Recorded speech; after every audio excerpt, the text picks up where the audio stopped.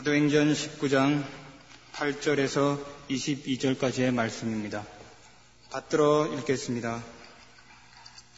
바울이 회당에 들어가 석 달 동안을 담대히 하나님 나라에 대하여 강론하며 권면하되 어떤 사람들은 마음이 굳어 순종치 않고 무리 앞에서 이 도를 비방하거늘 바울이 그들을 떠나 제자들을 따로 세우고 두란노 서원에서 날마다 강론하여 이같이 2해 동안을 하매 아시아에 사는 자는 유대인이나 헬라인이나 다 주의 말씀을 듣더라.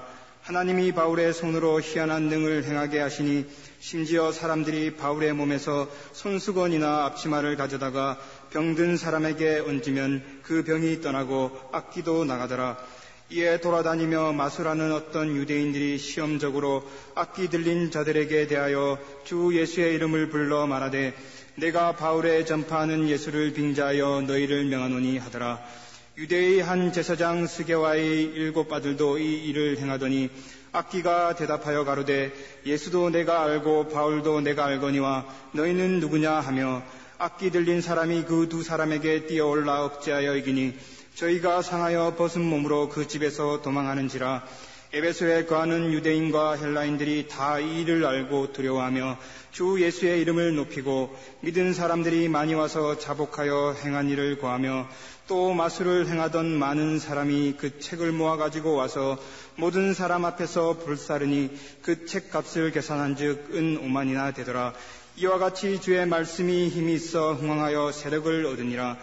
이 일이 다 된 후 바울이 마게도냐와 아가야로 다녀와 예루살렘에 가기를 경영하여 가로되 내가 거기 갔다가 후에 로마도 보아야 하리라 하고 자기를 돕는 사람 중에서 디모데와 에라스도 2 사람을 마게도냐로 보내고 자기는 아시아에 얼마간 더 있으니라.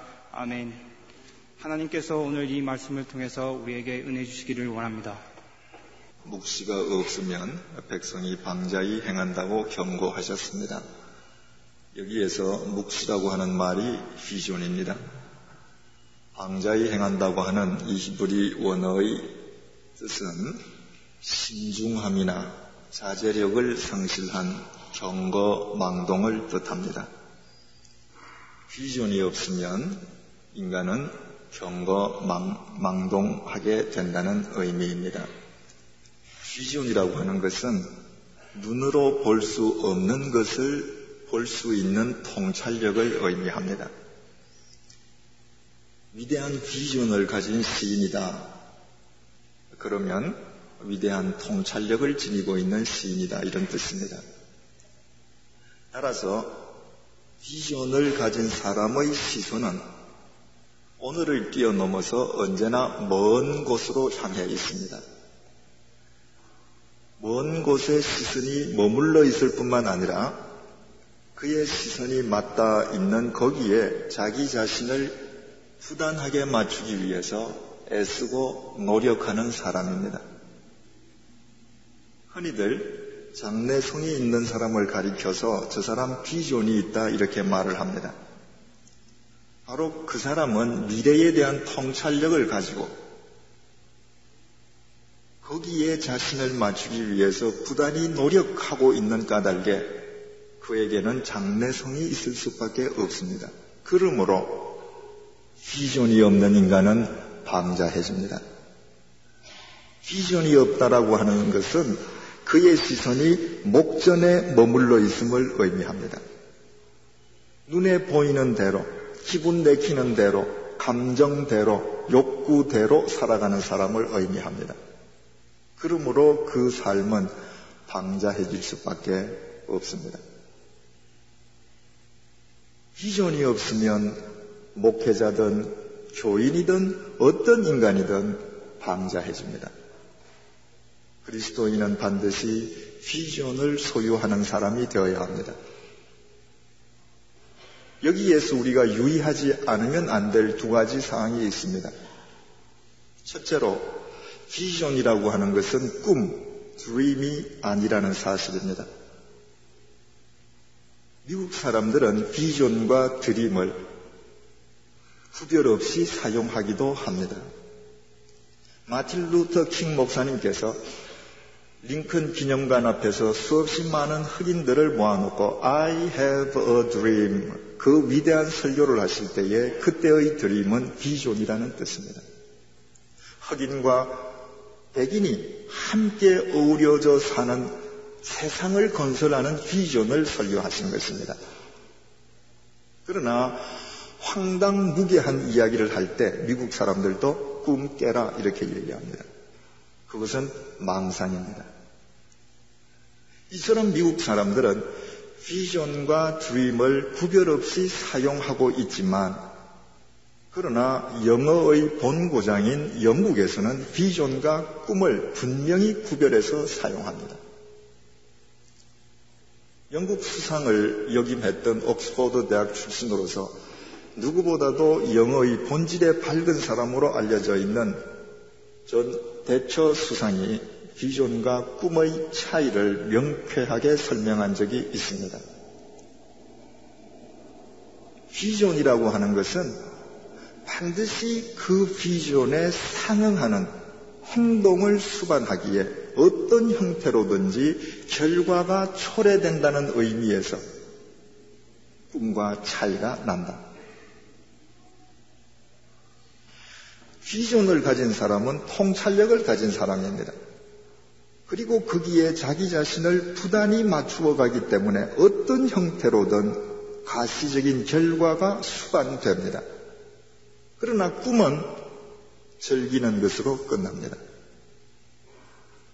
꿈은 그 꿈에 상응되는 행동을 요구하지 않습니다. 마음껏 누리는 것으로 끝이 나기에 아무런 책임이 있을 수 없습니다. 따라서 꿈이라고 하는 것은, 즐기기만 하는 꿈이라고 하는 것은 현실 도피요 망상에 지나지 않습니다.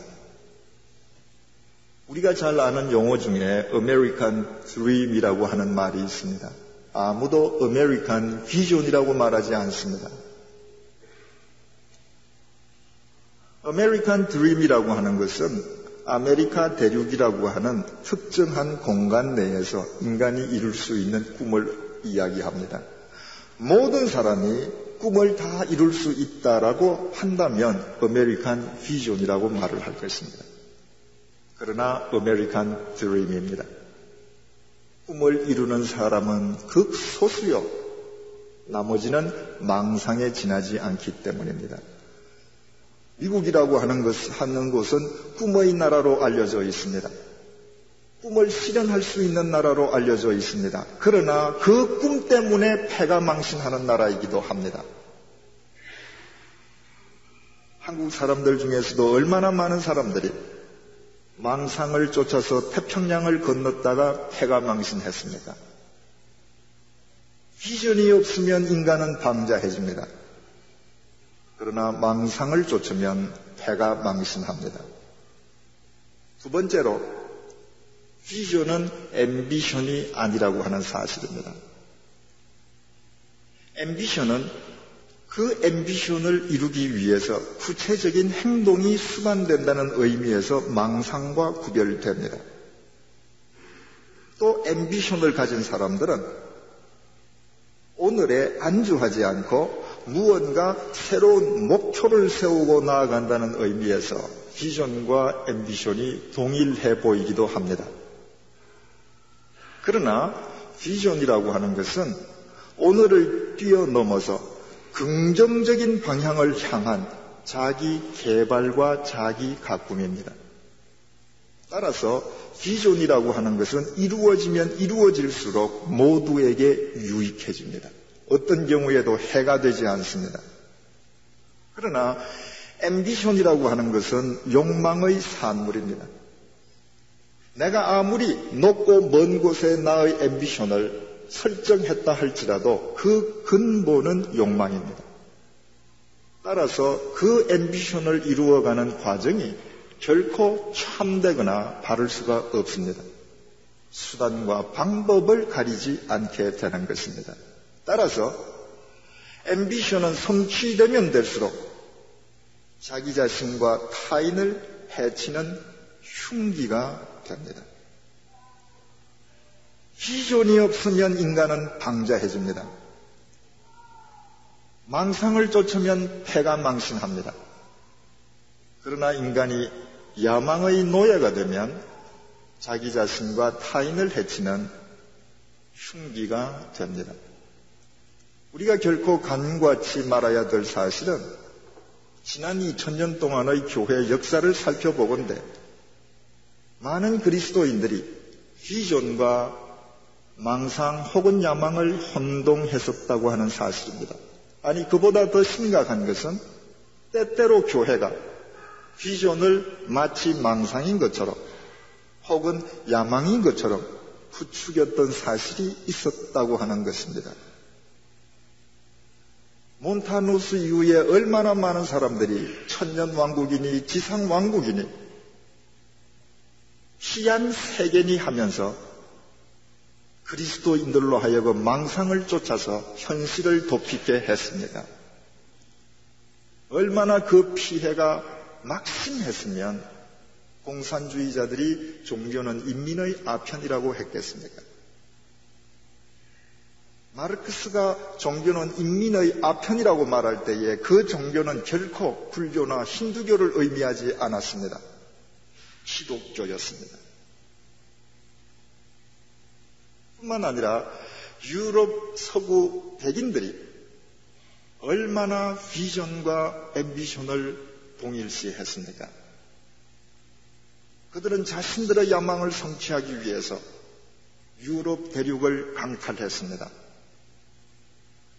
수없이 많은 흑인들을 노예로 부리고 팔았습니다. 중동 땅을 훔쳤습니다. 지난 3월 2일 날 회교도들의 최대 절기 중의 하나인 하지가 있었습니다. 아마 우리나라 TV에서도 보도가 된 것으로 압니다. 사우디아라비아 메카에 모여든 회교도들은 무려 200만 명입니다. 온 세계 회교도들이 다 모였습니다.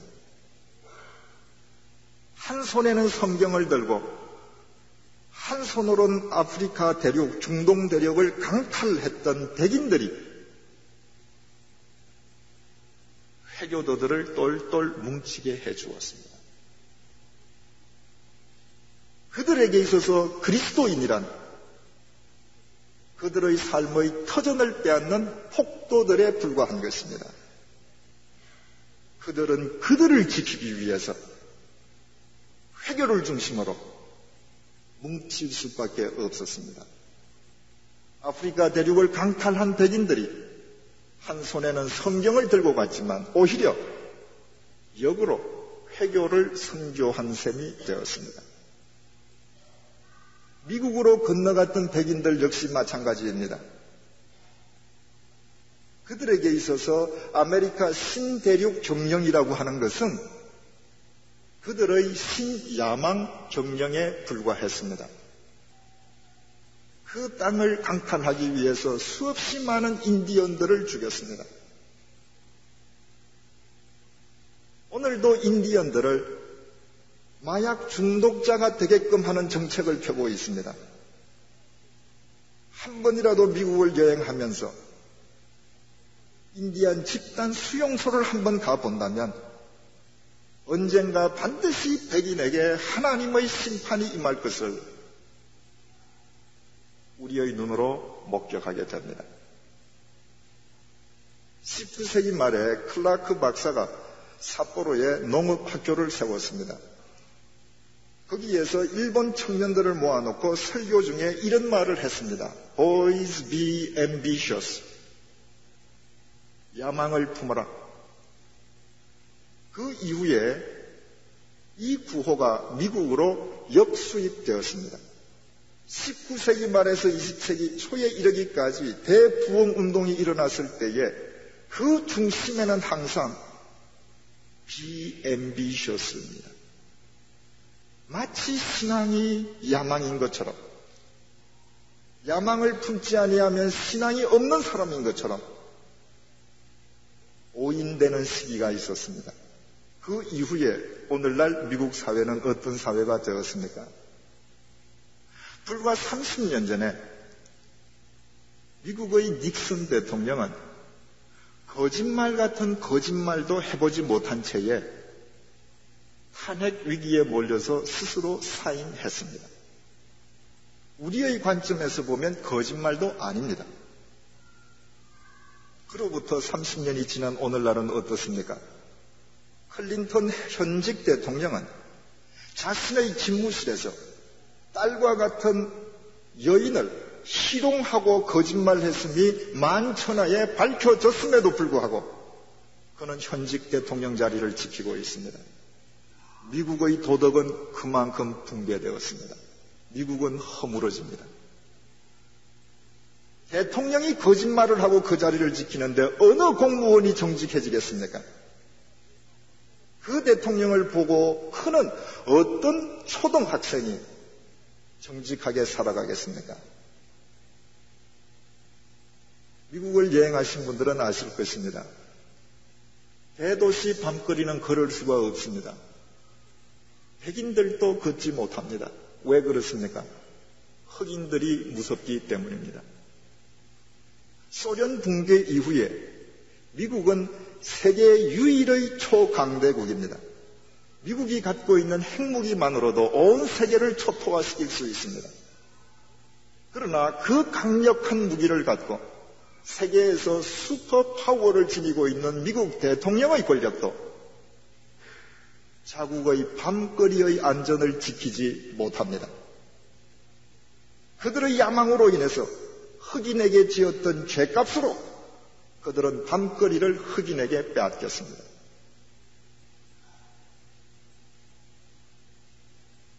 작년 8월 달에 미국 콜로라도 검찰이 11살 되는 소년을 아무런 중간 과정 없이 체포해서 형무소에 수감시켰습니다. 그 소년의 이름은 라울로라고 하는 11살짜리 아이인데 양 부모는 스위스 사람이었고 그 부모가 미국으로 이민 가서 라울로는 미국 시민권자로 태어났습니다. 바로 옆집에 있는 할머니가 경찰에 라울로를 고발했습니다. 라울로에게 5살 되는 여동생이 있는데 그 여동생을 타취했다는 제목으로 고발을 했습니다. 타취했다라고 하는 이 동사가 성적인 의미를 지니면 추행이 됩니다. 11살짜리 소년이 5살짜리 여동생을 어떻게 추행했는지 구체적인 설명이 없습니다. 그 할머니의 전화 한 통에 콜로라도 검찰은 즉시로 어린아이를 체포해서 형무소에 넣었습니다. 이것이 유럽 사회에 알려졌습니다. 특히 그 아이의 부모였던 스위스가 미국에 항의를 했습니다. 국제사면위원회인 엠네스티까지 나서서 콜로라도 법정의 부당성을 지적했습니다. 어린아이를 수감시키려면 소년원으로 보내든지 아니면 정확한 죄목이 있어야 되는데 없다는 것입니다. 마침내 콜로라도 법원은 73일 만에 세계 여론의 굴복에서 이 어린아이에게 면소 판결을 내리고 석방을 시켜줬습니다. 2가지의 조건이 있었습니다. 첫째로 스위스로 추방한다. 2번째로 스위스에 가서 정신병 의사의 진단을 받아야 한다. 여러분, 그 사건이 무엇을 의미합니까? 미국이라고 하는 사회는 할머니 전화 한 통화에 11살짜리 아이를 즉각 체포하지 아니할 수 없도록 청소년 성 문제가 심각한 위기에 처해 있는 것입니다. 미국의 정부가 더 이상 청소년의 성범죄를 막지 못합니다. 왜 그렇습니까?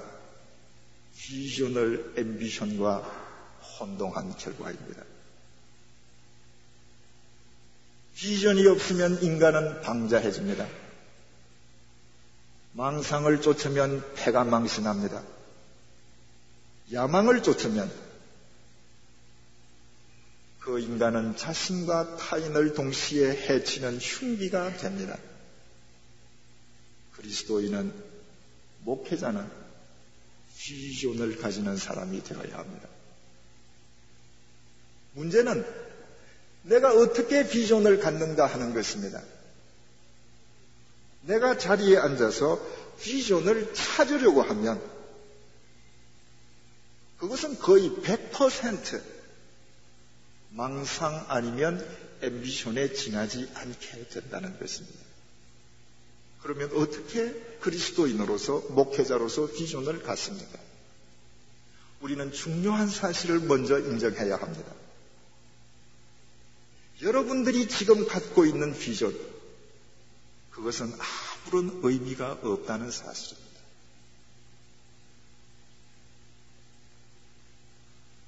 여러분의 비전이 중요한 것이 아니라 이 땅에 60억 인구가 있음에도 불구하고 여러분의 또 하나의 생명을 이 땅에 태어나게 하시고 여러분들을 이 자리로 불러서서 여러분들을 통해서 이루시기 원하시는 하나님의 비전이 중요하다는 사실입니다. 여러분의 비전이 이루어지는 것은 야망의 성취일 수 있습니다. 사람을 해치는 것일 수 있습니다. 망상일 수 있습니다. 하나님께서 여러분들을 통해서 이루시기 원하시는 비전, 그것만이 참다운 비전이요. 그 비전만이 나와 타인을 동시에 살립니다. 바로 하나님께서 나 자신을 통해서 이루시기 원하시는 그분의 비전을 내가 찾기 위해서는 하나님 그분이 나의 비전이 되어야 합니다. 하나님이 나의 비전 되시는 것보다 더 큰 비전은 없습니다. 많은 사람들이 비전에 대해서 이야기를 할 때에 요셉의 경우를 예를 듭니다. 요셉은 어릴 때에 꿈을 꾸었습니다. 형제의 곡식단, 또 형제의 별들, 심지어는 해와 달, 아버지, 어머니까지 자기에게 절하는 꿈을 꾸었습니다. 그래서 이렇게 이야기합니다. 요셉처럼 꿈을 갖자. 요셉은 그 꿈, 비전을 가지고 살았기 때문에 이집트의 국무총리가 되었다. 우리 모두 요셉과 같은 비전의 사람이 되자. 지금은 모르겠습니다만은 몇 해 전까지 우리 총회 유년주일 공과책에도 그런 식으로 적혀 있습니다. 이것이 과연 성경적입니까? 틀렸습니다. 성경은 그렇게 얘기하지 않습니다. 요셉은 분명히 꿈을 꾸었습니다. 그런데 그 꿈을 꾸고 난 뒤에 많은 세월이 흘른 뒤에 자신의 형제들이 국무총리 된 자기 앞에 와서 무릎을 꿇고 절을 했습니다. 자, 요셉이 애국으로 팔려가서 13년 종살이 옥살이 했죠. 풍년 7년 들었죠. 흉년이 들어서 죽을 때가 되어서 형들이 왔기 때문에 그 꿈을 꾼 지 최소한도 20년이 지났을 때입니다. 창세기 42장 9절이 뭐라고 우리에게 증거해 줍니까? 그제서야 비로소 요셉이 어릴 때 꾸었던 꿈을 기억하고 이렇게 되어 있습니다. 요셉은 절대로 그 꿈을 기억하지 않았습니다. 요셉은 그 꿈을 자신의 비전으로 삼았던 적이 없습니다.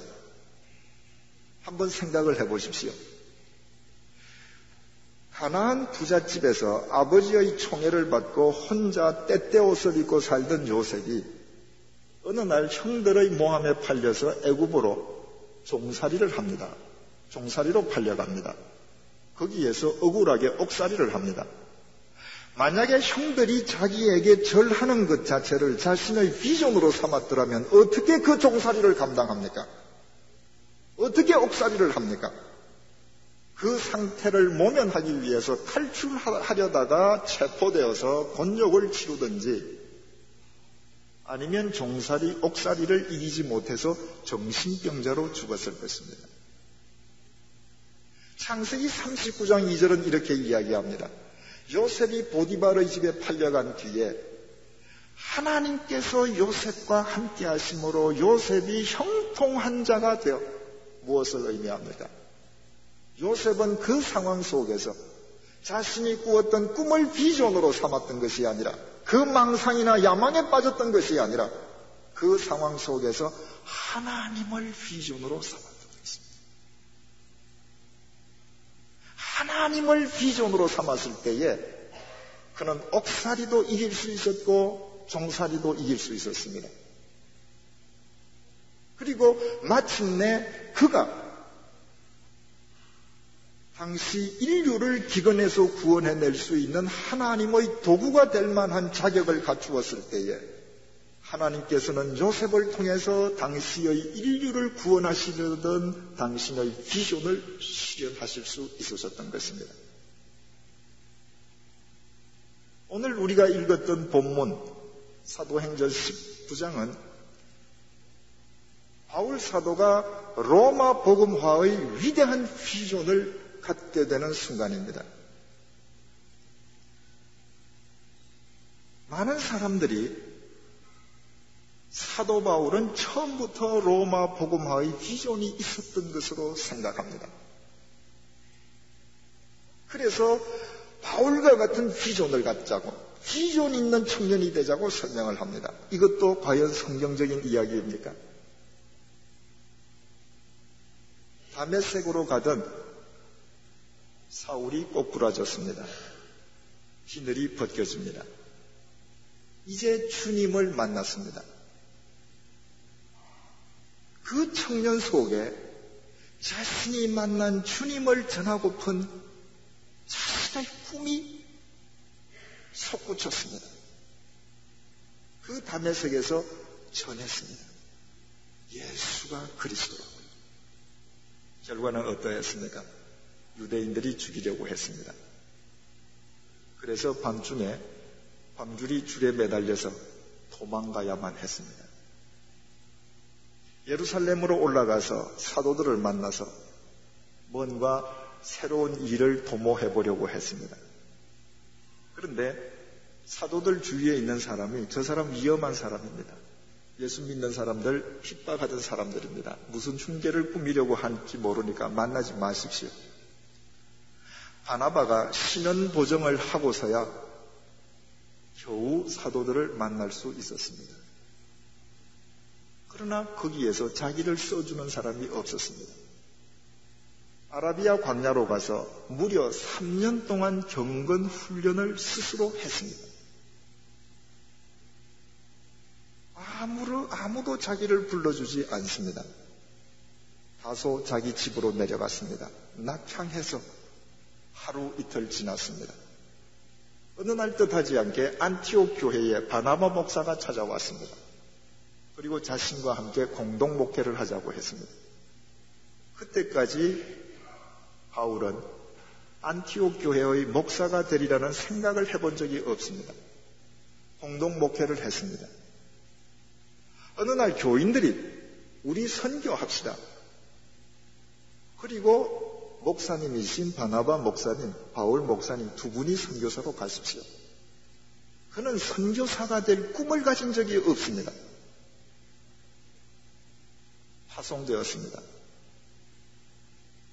1차 선교 여행을 끝내었습니다. 시중에 반을 돈 셈이지만 당시의 배 타고 걸어다니는 교통수단으로 따진다면 장구한 시간이 흘렀을 것입니다.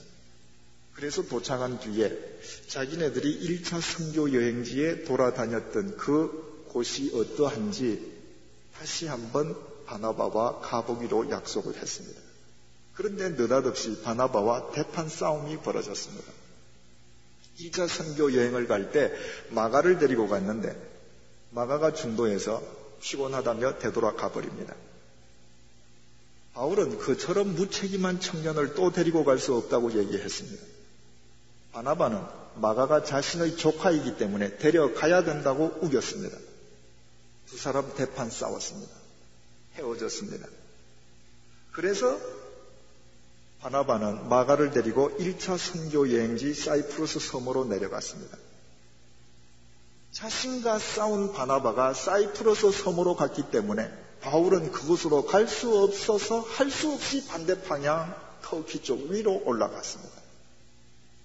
자기가 말씀을 전하고 싶은 곳에서 성령께서 자꾸 막았습니다. 자꾸 빨간 불을 켰습니다. 드로아에 갔다가 환상을 보고 이것이 주님의 뜻이겠거니 마게도니아로 넘어갑니다. 거기에서 자주장사 루디아를 만나서 유럽 최초의 세례교인이 탄생합니다. 그 2차 선교 여행이 끝나고 3차 선교 여행을 하던 도중에 에베소에서 하나님께서 나를 통해서 이루시려는 당신의 비전이 로마구나 비로소 깨달았습니다. 그때까지의 세월이 얼마나 소요되었는가? 약 20년이 흘렀을 때였습니다. 하나님 아버지께서 바울이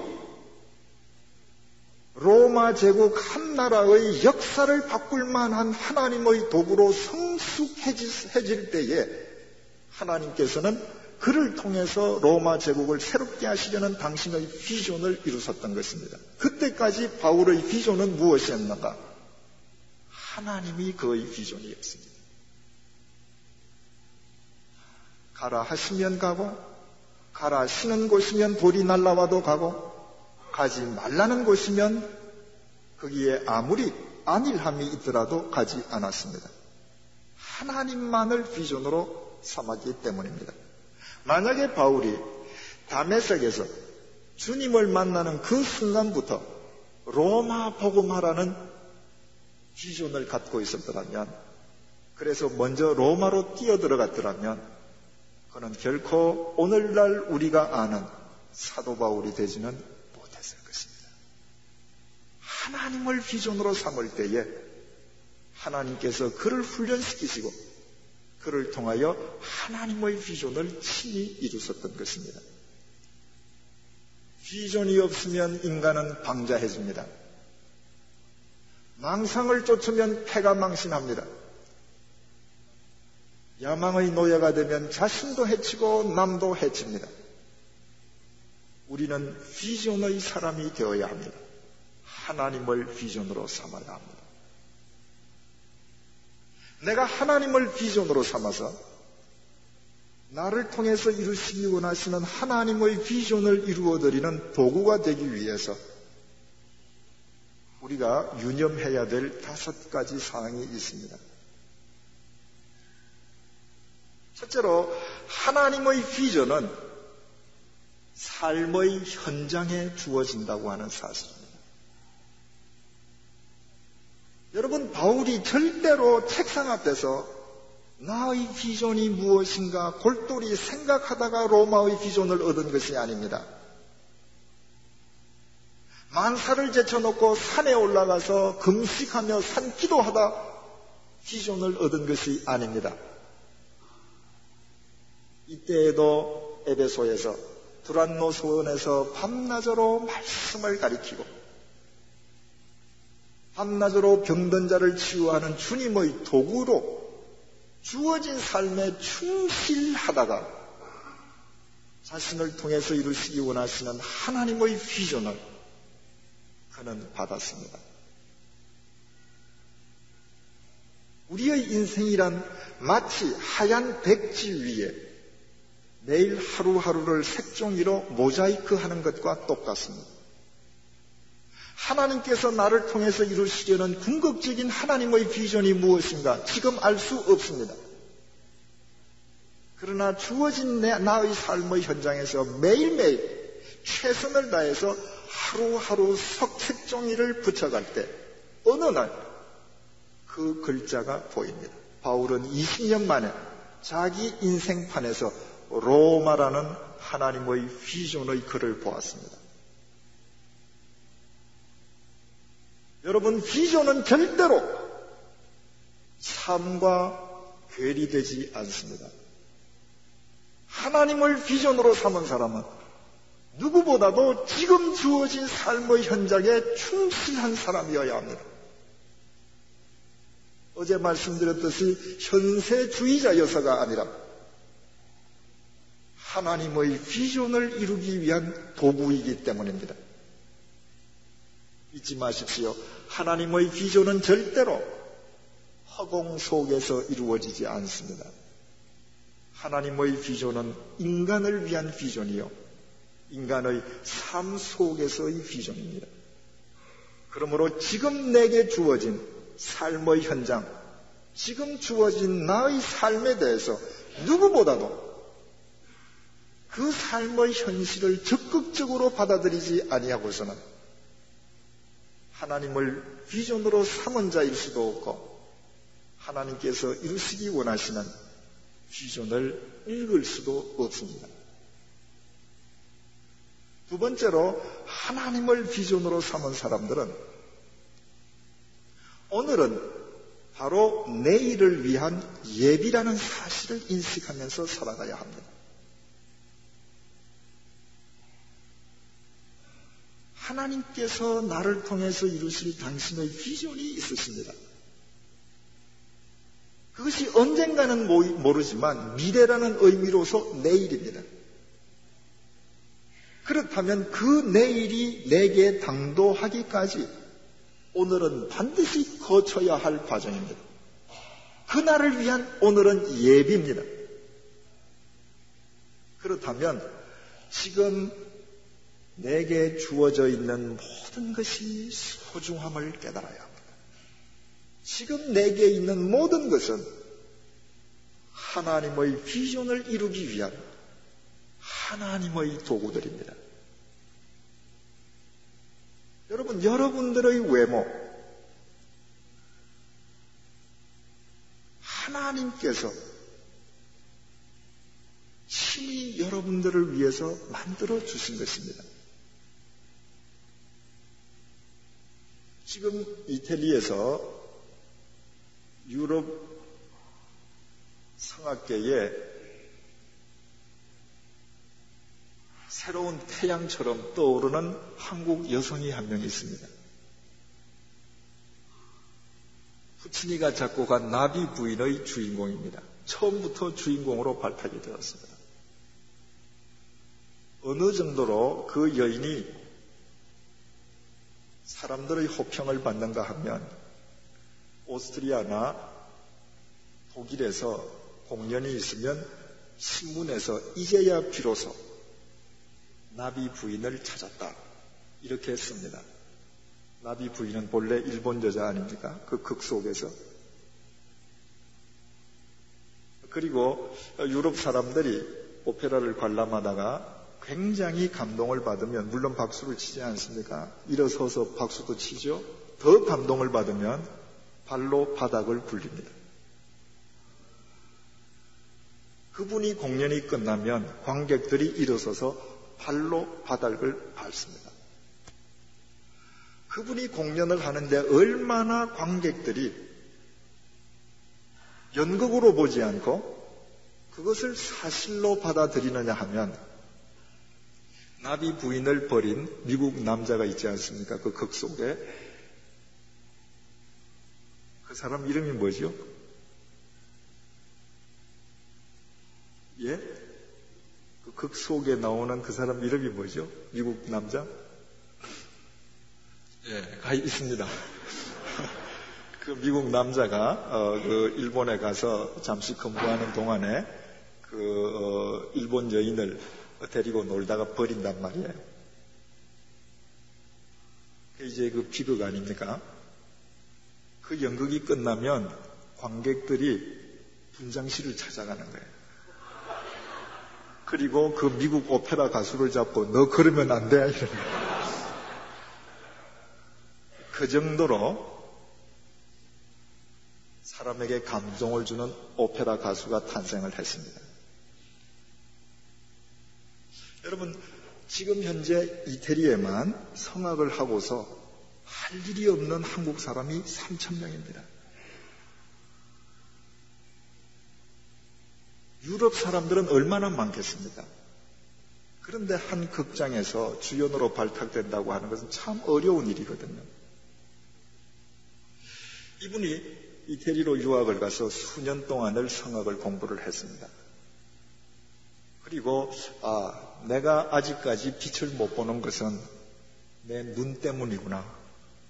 쌍꺼풀 수술을 해야 되겠다. 그래서 남편을 겨우겨우 설득시켜서 허락을 얻었습니다. 그리고 서울에 있는 어머니에게 전화를 해서 제일 좋은 병원에 예약해 줄 것을 부탁을 했습니다. 여러분, 쌍꺼풀 수술 세계적인 권위자는 다 한국 사람이래요. 왜냐하면 백인들은 다 있잖아요. 그래서 서울에서 유명하다는 모 성형외과에 어머니가 예약을 했습니다. 보통 예약을 하면 1년씩 뒤라고 그래요. 그런데 어머니가 백을 써서 날짜를 받았습니다. 그 여인이 수술 날짜가 결정됐다는 이야기를 듣고 굉장히 기뻤겠죠? 근데 그 주일날 로마 한인교회에 예배드리러 간 겁니다. 자기가 다니는 교회입니다. 목사님 설교 내용이 왜 주어진 걸 감사 안 하느냐? 왜 여자들 쌍꺼풀 수술하냐?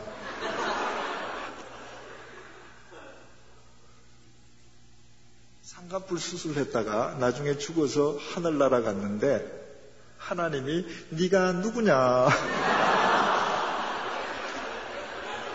나는 너한테 쌍꺼풀 안 줬는데 네가 누구냐? 그러면 어떻게 하냐?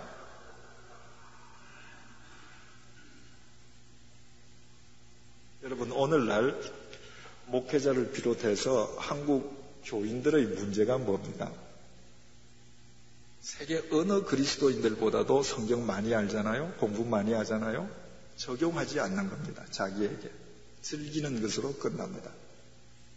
그런데 그 여인은 그 설교를 들으면서 이것은 내 문제구나. 나를 향하신 주님의 말씀이구나. 적용했습니다. 여러분, 그 지성인이 듣기에 그날 목사님의 설교가 만약 나쁘게 생각하면 얼마나 유치합니까? 네가 누구냐 이러면. 그런데 그 설교를 듣고 자기 문제로 받아들이고 적용을 했습니다. 그리고 서울에 전화를 했습니다. 어머니, 나 쌍꺼풀 수술 안 받겠다고.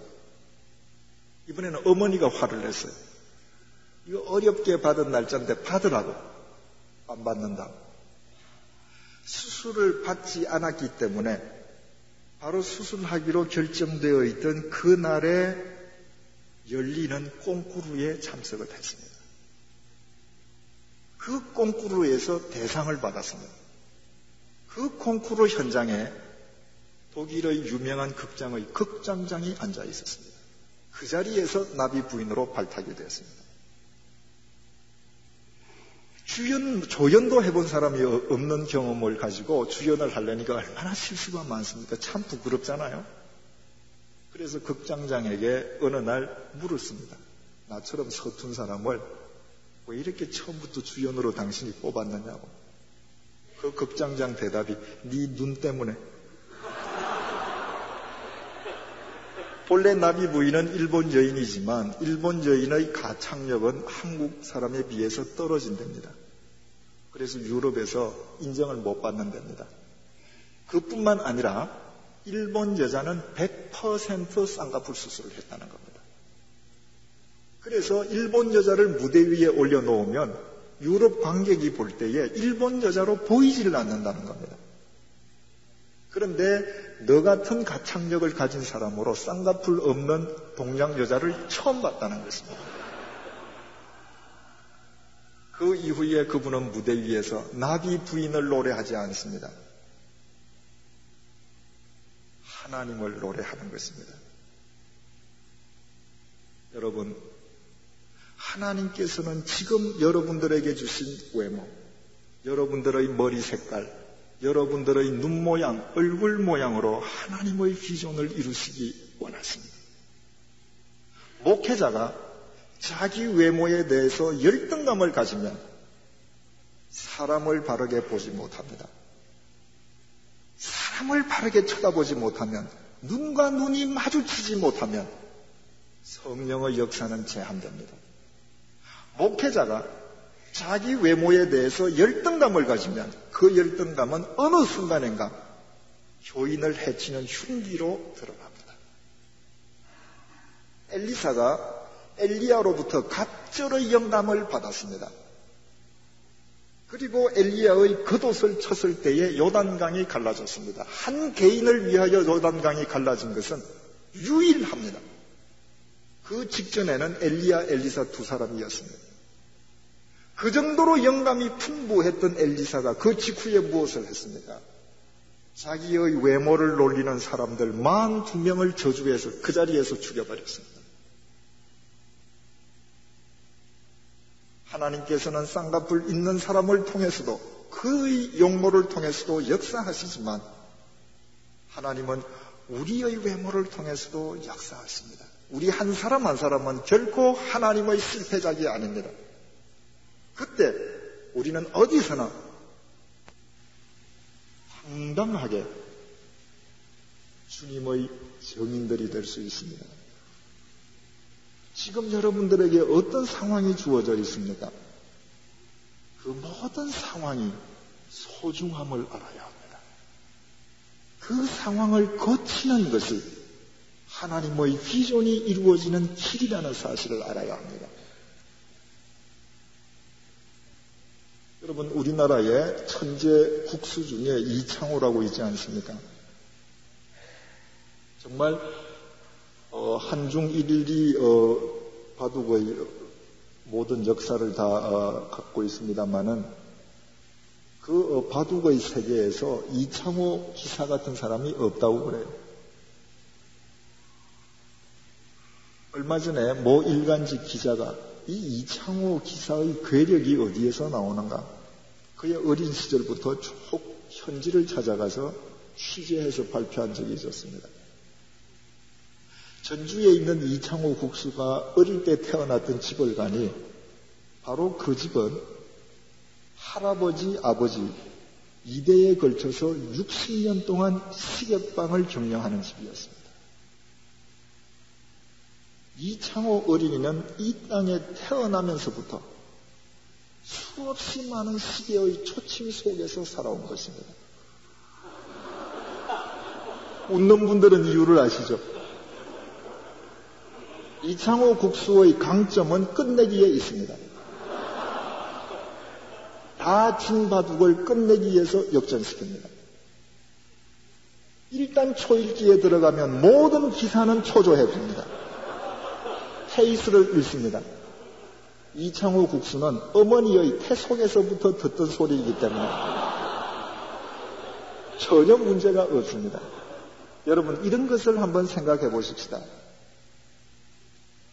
창호 어린이가 어린 소년 시절에 주위 친구들로부터 저 시계방 아들이라고 놀림을 받았을 수 있었겠죠. 왜 우리 아빠는 회사 사장님이 아니실까? 왜 우리 아빠는 다른 사람들처럼 좀 더 멋진 직업을 갖고 있지 않을까? 왜 60년 동안 똑같은 자리에서 저런 직업을 갖고 있을까? 분명히 괴로웠던 적도 있을 수 있을 것입니다. 그러나 그에게 주어졌던 상황이 오늘 그를 만드는 것입니다. 여러분, 요셉을 한번 생각을 해보십시다. 요셉은 부잣집 아들로 태어나서 자기 혼자 때때옷 입는 것으로 만족하던 이기적인 소년 아닙니까? 형들이 일을 하는 데에 도와주기는커녕 형들의 허물을 아빠에게 고자질하던 비겁한 아이입니다. 이 아이가 이집트로 팔려가서 종살이를 합니다. 보통집 종살이가 아니라 이집트 왕의 경호대장인 보디발 경호실장 집에서 종살이를 했습니다. 보디발 장군의 신임을 얻어서 그 집의 모든 살림 재무일을 다 맡았습니다. 그 집이 어떤 집인가? 창세기를 보면 그 집 안에 왕의 죄수들, 말하자면 국사범들을 가두는 감옥이 딸린 집입니다. 대인 집이 아니라 감옥이 딸려있는 관사입니다. 거대한 저택입니다. 거기에 있는 수많은 죄수들을 먹이는 돈까지 모든 살림살이를 요셉이 맡았다고 하면 그 기간 동안 요셉은 무슨 훈련을 받은 것입니까? 재무 훈련을 받았습니다. 어느 날 억울하게 옥살이가 시작됩니다. 그 옥은 바로 보디발 장군 집 안에 있는 왕의 죄수들, 국사범들을 가두는 감옥입니다.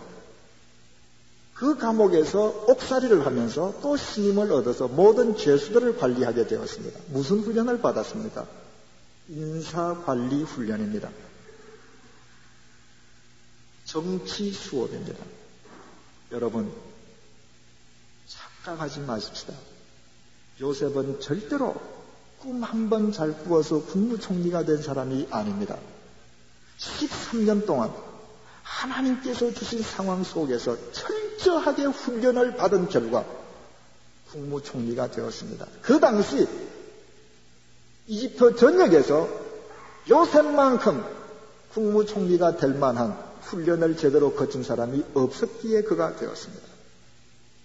그리고 그를 통해서 인류를 기근에서 구원하시려는 하나님의 비전은 이루어질 수 있었던 것입니다. 여러분, 지금 가난한 상황에 있으니까 그 상황을 소중하게 받아들이십시오. 여러분들이 육체적으로 연약한 상황 속에 있으니까 그 상황도 받아들이십시오. 바울처럼 내 은혜가 족하도다. 유라 야고 여사가 뭐라고 말을 합니까? 사람이 병들지 아니하고는 나아갈 수 없는 성소가 따로 있습니다. 사람이 병들지 아니하고는 들을 수 없는 하나님의 말씀이 따로 있습니다. 사람이 병들지 아니하고는 느낄 수 없는 것이 따로 있습니다.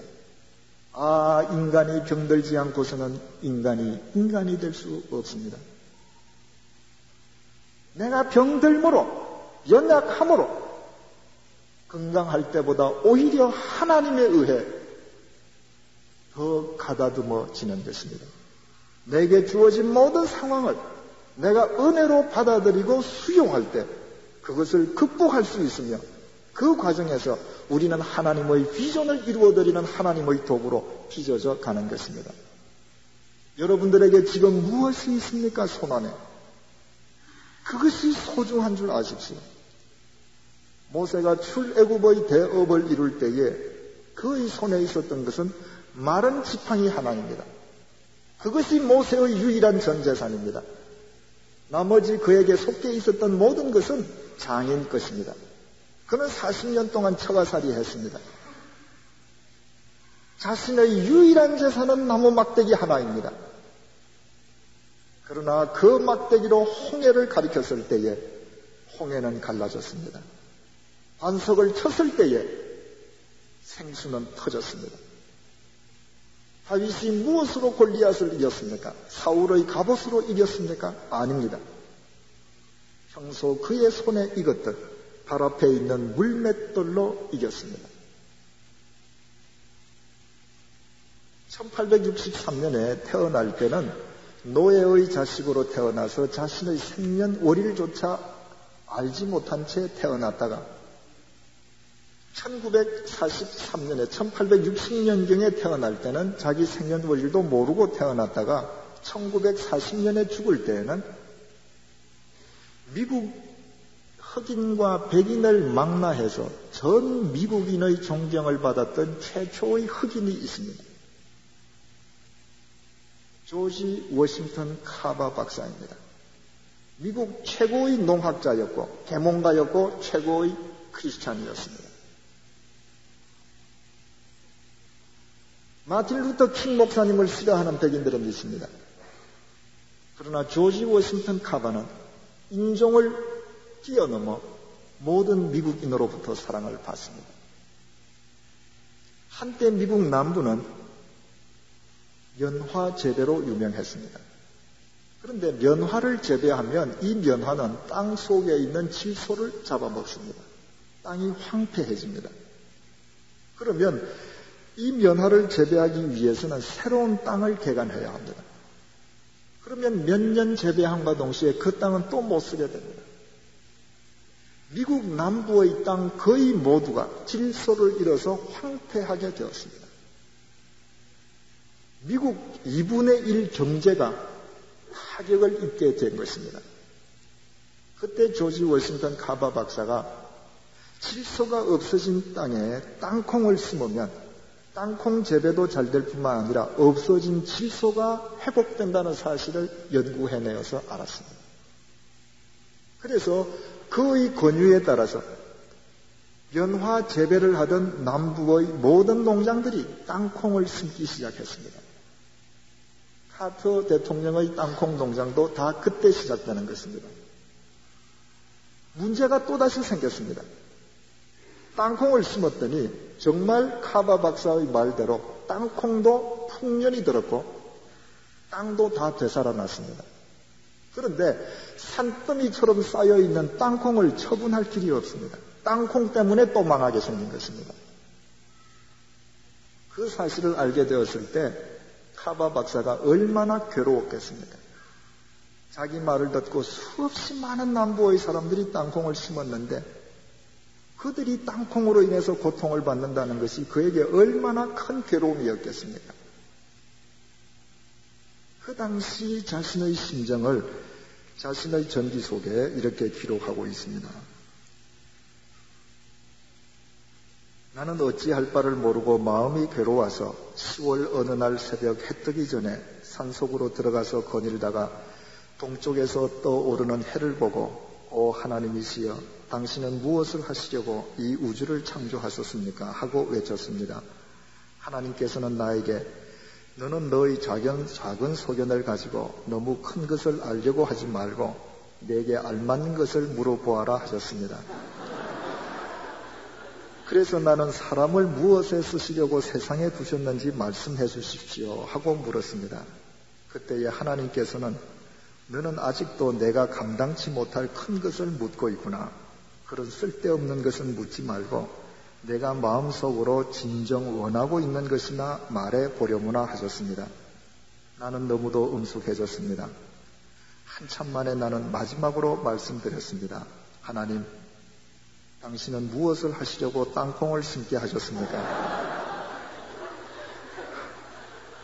여러분, 카바 박사로서는 지금 웃을 순간이 아닙니다. 무엇을 하시려고 땅콩을 만드셨습니까? 그러자 하나님께서는 옳지 됐다. 너는 땅콩을 한 줌 들고 실험실로 들어가서 연구를 계속해라.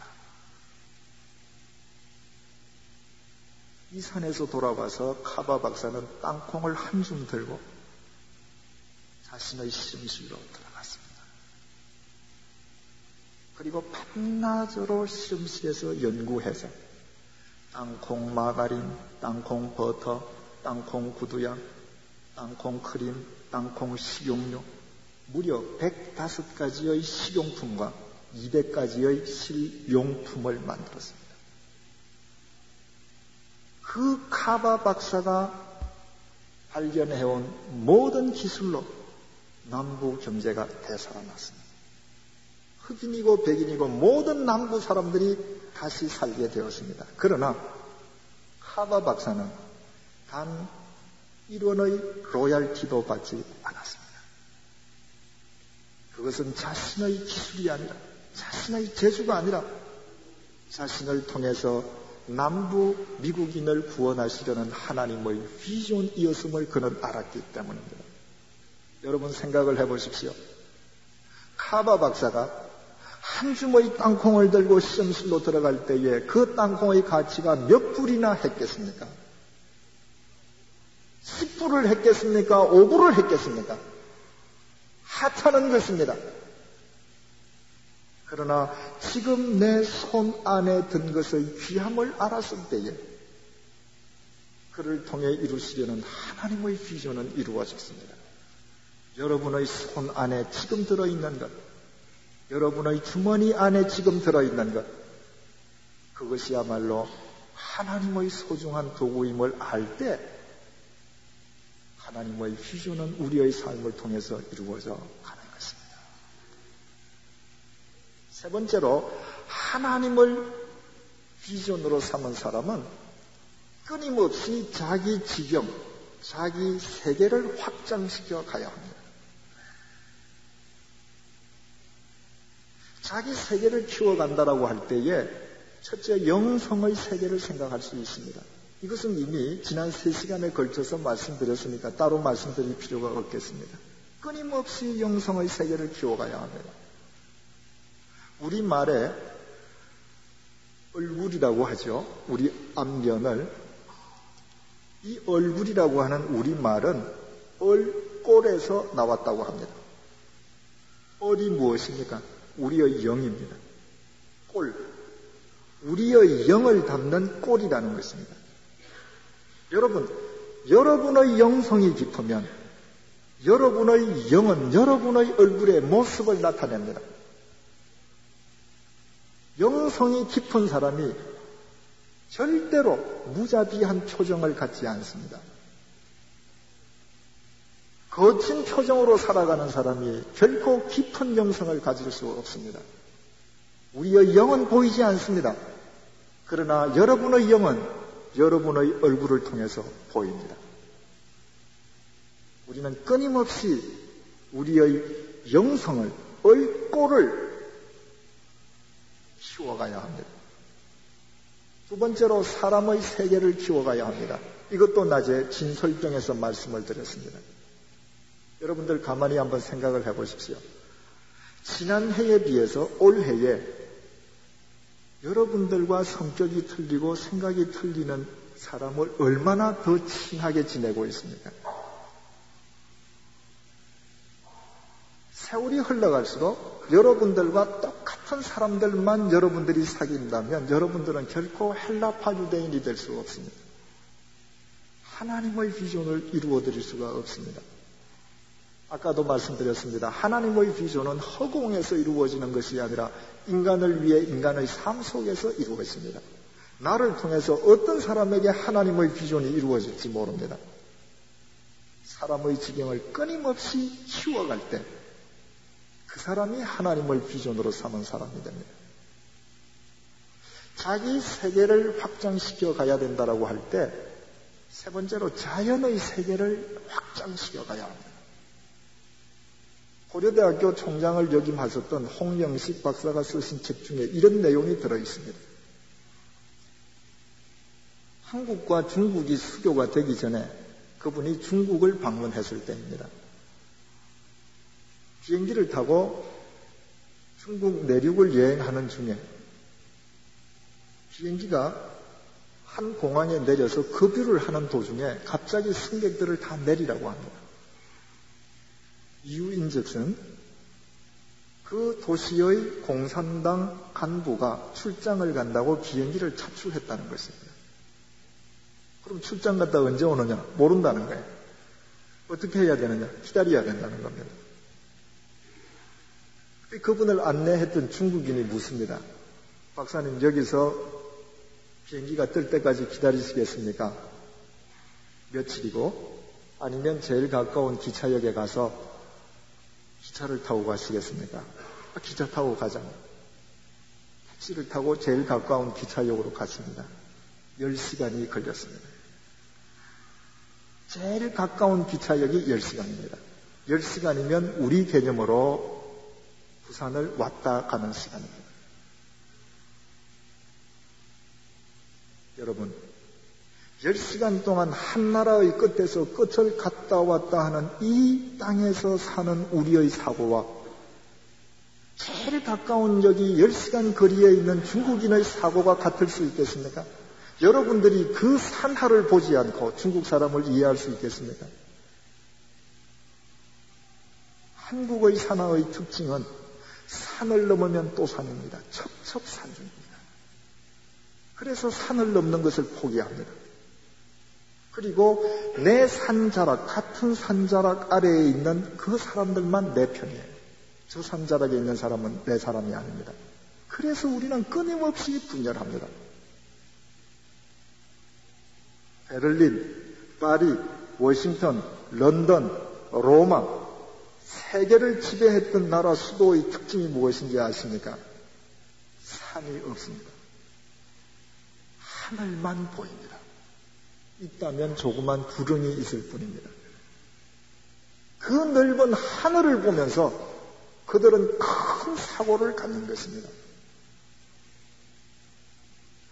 여러분이 하나님께서 창조하신 이 자연에 대한 지경을 많이 넓히면 넓힐수록 여러분들은 하나님과 더 깊이 교감할 수 있을 뿐만 아니라 그분이 그 땅에 창조하신 사람들을 더 수용할 수 있게 됩니다. 목회자에게 있어서 세계를 안다고 하는 것은 대단히 중요합니다.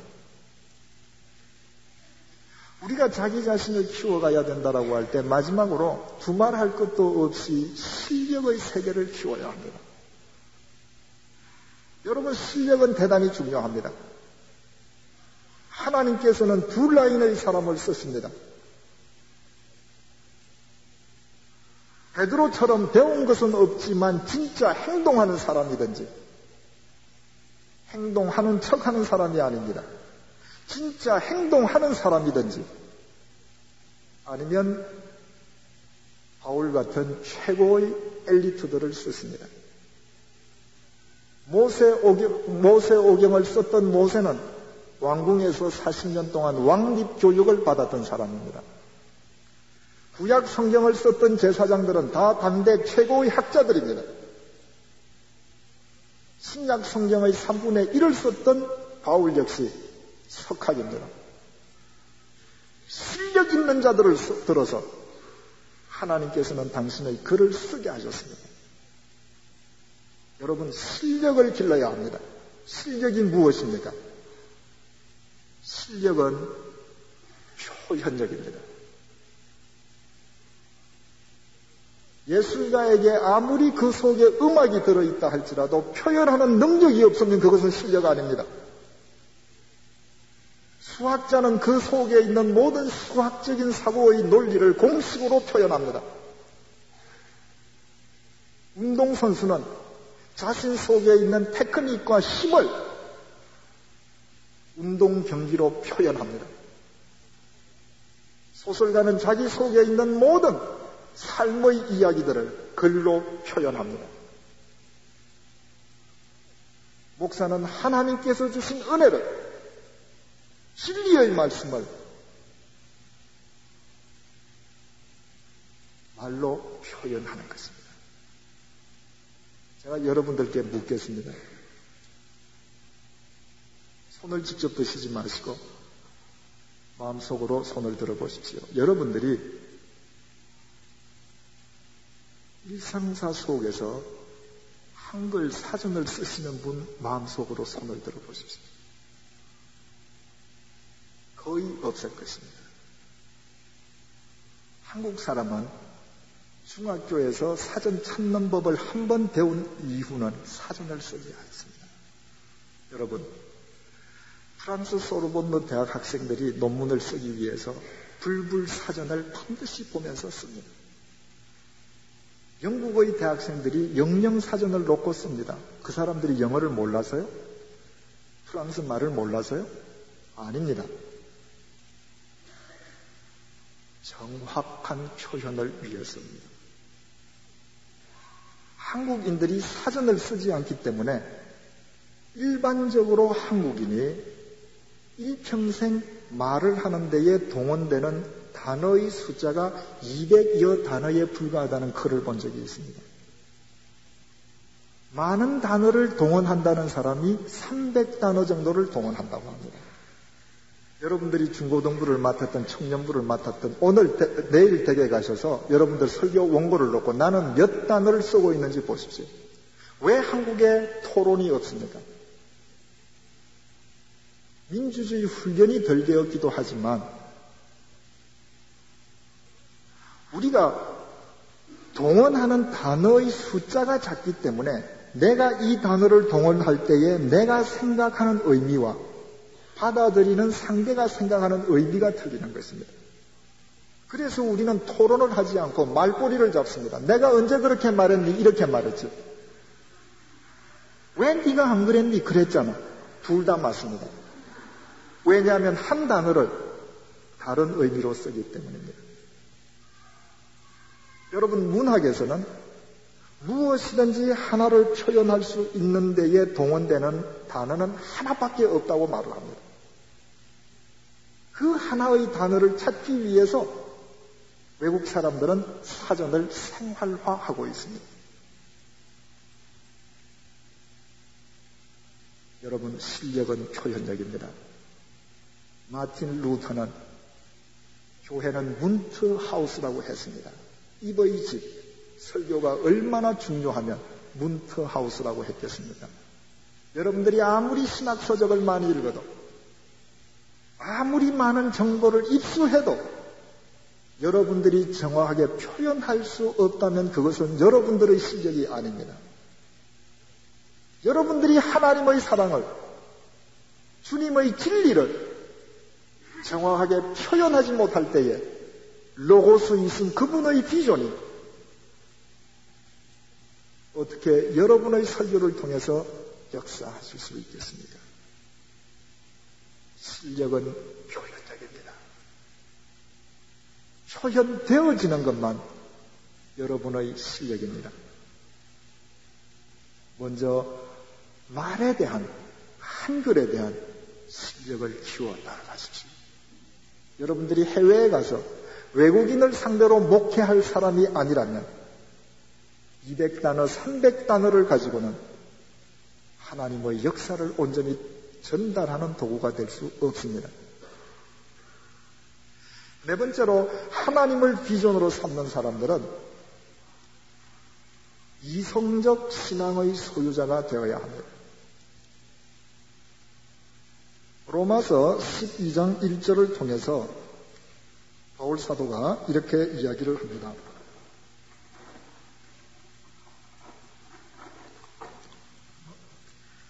그러므로 형제들아, 내가 하나님의 모든 자비하심으로 너희를 권하노니 너희 몸을 하나님이 기뻐하시는 거룩한 산 제사로 드리라. 이는 너희의 드릴 영적 예배니라. 우리의 몸을 거룩한 산 제사로 드리는 것이 우리가 마땅히 드려야 할 영적 예배라고 하는 것입니다. 여기에서 영적이라고 하는 단어를 로기코스라고 썼습니다. 로기코스라고 하는 것은 로고스에서 파생된 말로 이성적이라는 말입니다. 여러분, 무엇이 영적인 예배입니까? 여러분의 이성을 접어놓고 맹신자처럼 열광하는 것이 영적인 예배입니까? 그렇지 않습니다. 여러분의 이성이 다해져서 여러분의 뜻과 의지가 하나님 앞에 드려질 때에 그것이 영적인 로기코스의 예배입니다. 예수 그리스도께서 마태복음 6장 28절을 통해서 이렇게 말씀하십니다. 또 너희가 어찌하여 의복을 위하여 염려하느냐? 들의 백합화가 어떻게 자라는가 생각하여 보라. 수고도 아니하고 길쌈도 아니하느니라. 주께서는 우리에게 생각하는 그리스도인이 될 것을 요구하십니다. 생각 좀 해봐라. 들풀도 하나님께서 책임지시고 새도 책임지신다면 왜 너희들을 하나님께서 책임지시지 않겠느냐? 이 믿음이 없는 자들아, 이것을 안다면 더 이상 먹고 사는 문제 때문에 나를 찾지 말라. 하나님의 나라와 의를 먼저 구하는 자가 되기 위해서 나를 찾아라.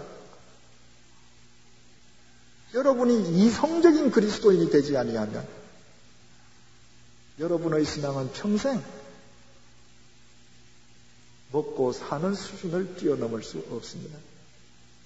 주께서 요한복음 14장 26절을 통해서 이렇게 말씀하십니다. 보혜사 곧 아버지께서 내 이름으로 보내실 성령, 그가 너희에게 모든 것을 가르치시고 내가 너희에게 말한 모든 것을 생각나게 하시리라. 성령님께서 행하시는 사역 가운데의 중요한 사역 중 하나는 주님의 말씀을 생각나게 하는 것입니다. 내 이성이 잠겨진 상태에서는 성령님께서 역사하실 수가 없습니다. 누가 성령 충만한 사람이겠는가? 이성을 다해서 주님의 말씀을 만나는 자가 성령 충만한 자입니다. 베드로 사도가 사도행전 11장 16절을 통해서 이렇게 말합니다. 내가 주의 말씀에 요한은 물로 세례를 주었으나 너희는 성령으로 세례를 받으리라 하신 것이 생각났노라. 고넬료에게 세례를 주었더니 왜 이방인에게 세례를 주었나고 비판하는 사람들이 있었습니다. 그래서 베드로가 이야기합니다. 그 순간에 주의 말씀이 생각났기 때문에 이성적인 판단으로 세례를 주었습니다. 바울 사도가 로마서 8장 16절을 통해서 이렇게 얘기합니다. 생각컨대 현재의 고난은 장차 우리에게 나타날 영광과 좋게 비교할 수 없도다. 우리가 굉장히 좋아하는 성경 구절이죠. 지금 고난은 우리에게 나타날 영광에 비하면 아무것도 아니다. 여기에서 제일 중요한 단어가 무엇이겠습니까? 생각컨대. 내가 생각을 해보니 이 고난은 괴롭지만 주께서 나를 이 고난 속에 버리실 분이 아니시라. 이 고난을 통해서 내게 유익을 줄 분이시므로 그때 내게 주어질 영광을 생각하면 이 고난이 무엇이 두려우라 생각함으로 그 사실을 깨닫게 되는 것입니다. 여러분, 이성을 하나님 위에 올려서 이성으로 하나님의 말씀을 계단하는 서구 교회 틀렸습니다. 그러나 이성을 주머니에 넣고 맹신하려는 생각도 틀렸습니다. 신앙은 점이 아니라 선입니다. 여러분의 감정으로는 수없이 많은 점을 찍을 수 있습니다. 그러나 점은 삶이 아닙니다. 그 점과 점을 선으로 연결시키는 것은 여러분의 이성적 신앙만이 가능합니다. 만약에 바울이 오직 감성적 신앙만을 가진 자였더라면 내가 로마로 가야 하리라 얼마든지 결심할 수는 있었겠지만 로마로 가기 위해서 가이사랴 감옥에서 2년을 기다리고 로마로 가서 그 토굴 속에 갇혀있다 참수당하지는 못했을 것입니다. 그에게는 감성이 있었을 뿐만 아니라 이성적 신앙이 있었기에 그 모든 고난 속에서 생각한데 내 삶을 통해서 하나님의 뜻이 이루어질 것이므로 그는 그 길을 갈 수 있었던 것입니다. 제게는 4명의 아이가 있습니다. 막내 아이를 제가 43살 때 얻었습니다. 그래서 그 아이는 지금 초등학교 3학년입니다. 제가 이번 집회를 위해서 화요일 날 밤에 제네바에서 도착을 했습니다. 그날 밤에 이 막내 아이가 제 뒤에서 목을 꼭 끌어안았습니다. 그리고 제 귀에다 대고 이렇게 얘기했습니다. 아빠, 이번에 오신 김에 그냥 우리하고 살면 안 돼요. 여러분, 저도 애비입니다. 제 자식을 사랑합니다. 제 자식과 볼을 비비며 살고 싶습니다. 만약 제가 이성적인 신앙의 소유자가 아니라면 저는 벌써 왔을 것입니다. 명분은 얼마든지 찾을 수 있습니다. 여러분, 감성만으로는 안 됩니다. 이성적 신앙의 소유자가 되어야 합니다. 그러므로 여러분의 피를 끓게 하는 사람을 조심하십시오. 여러분은 어떤 경우에도 타인의 피를 끓게 해서는 안 됩니다. 심령이 뜨거워진다는 것과 피를 끓게 한다는 것은 절대로 같은 말이 아닙니다. 피를 끓게 한다고 하는 것은 머리를 흥분시킵니다. 뇌의 작동을 멈춥니다. 거기에는 감정만 남습니다. 감정으로 얼마든지 소리 지르며 찬양할 수 있습니다. 소리 지르며 기도할 수 있습니다. 아멘으로 화답할 수 있습니다. 그러나 여러분의 피가 뜨거워져서 뇌의 운동이 정지된 상태에서 부러지셨던 것, 그 감정의 순간이 지나고 나면 무엇이 남습니까? 아무것도 남는 것이 없습니다. 오직 감정의 찌꺼기만 남습니다. 그래서 그 다음부터 마치 마약 중독자처럼 그 감정을 리바이벌하기 위해서 애를 씁니다. 여러분, 심령이 뜨거워진다고 하는 것은 뇌의 작동이 더욱 정확하게 움직이는 것을 의미합니다. 뇌가 정확하게 움직여서 의지적으로 결단하고 내 감정을 끌고 갈 때에 그것이 선이 되고 삶이 되는 것입니다. 심령이 뜨거워진다는 것과 피가 끓는 것이 같은 말이 아니라는 것을 사람들이 참 이해를 잘 못합니다. 제가 글을 하나 읽어드리겠습니다. 이성적인 신앙이 무엇을 의미하는가?